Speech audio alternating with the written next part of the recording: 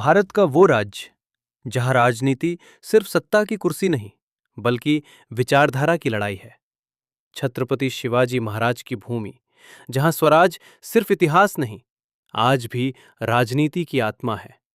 आज हम बात करेंगे महाराष्ट्र के उन मुख्यमंत्रियों की जिन्होंने इस राज्य की दिशा तय की, कभी विकास से तो कभी विवाद से। ये कहानी है सत्ता की, संघर्ष की और बदलते महाराष्ट्र की। 1 मई 1960 भाषा के आधार पर भारत का पुनर्गठन हुआ। बंबई प्रांत टूटा और जन्म हुआ एक नए राज्य का, महाराष्ट्र। एक ऐसा राज्य जहां किसानों की आवाज थी, मजदूरों की ताकत थी और मुंबई जैसे सपनों के शहर की धड़कन थी। और इसी के साथ शुरू हुआ मुख्यमंत्री पद का ऐतिहासिक सफर। महाराष्ट्र के पहले मुख्यमंत्री बने यशवंतराव चव्हाण। एक सादा जीवन लेकिन दूरदर्शी सोच। उन्होंने शिक्षा को मजबूत किया, ग्रामीण विकास को प्राथमिकता दी और सहकारिता आंदोलन को बढ़ावा दिया। आज भी उन्हें आधुनिक महाराष्ट्र का शिल्पकार कहा जाता है। इसके बाद सत्ता आई कांग्रेस के अनुभवी नेताओं के हाथों में। वसंतराव नाइक, हरित क्रांति को महाराष्ट्र तक लाने वाले नेता। उनके फैसलों ने खेती की तस्वीर बदली।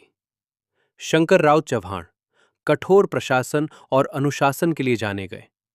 वसंतराव पाटिल, ग्रामीण राजनीति की मजबूत आवाज। ये दौर था जब कांग्रेस महाराष्ट्र की राजनीति पर पूरी तरह हावी थी, लेकिन राजनीति कभी स्थिर नहीं रहती। 70 के दशक में महाराष्ट्र को मिला एक युवा, तेज और महत्वाकांक्षी नेता। नाम शरद पवार। महज 38 साल की उम्र में वे मुख्यमंत्री बने। कृषि, सहकारिता और राजनीतिक चतुराई उनकी पहचान बनी। उन्होंने साबित किया कि महाराष्ट्र की राजनीति दिल्ली के इशारों पर नहीं चलती।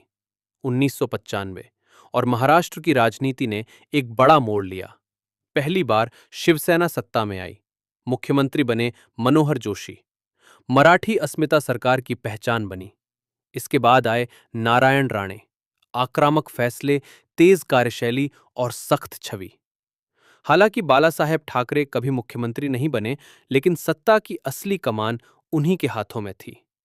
समय बदला, गठबंधन बदले और राजनीति और जटिल होती गई। पृथ्वीराज चव्हाण, ईमानदार छवि पर गठबंधन की मजबूरियां। फिर आया 2014 का ऐतिहासिक चुनाव। पहली बार भारतीय जनता पार्टी महाराष्ट्र में सत्ता में आई। मुख्यमंत्री बने Devendra Fadnavis. Mumbai metro, infrastructure, digital शासन उनकी सरकार की पहचान बने। लेकिन साथ ही विवाद भी कम नहीं रहे।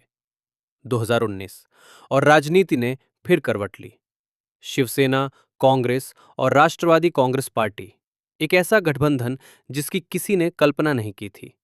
मुख्यमंत्री बने उद्धव ठाकरे। शांत स्वभाव पर कठिन परिस्थितियां, कोरोना महामारी, राजनीतिक दबाव और अंदरूनी खींचतान।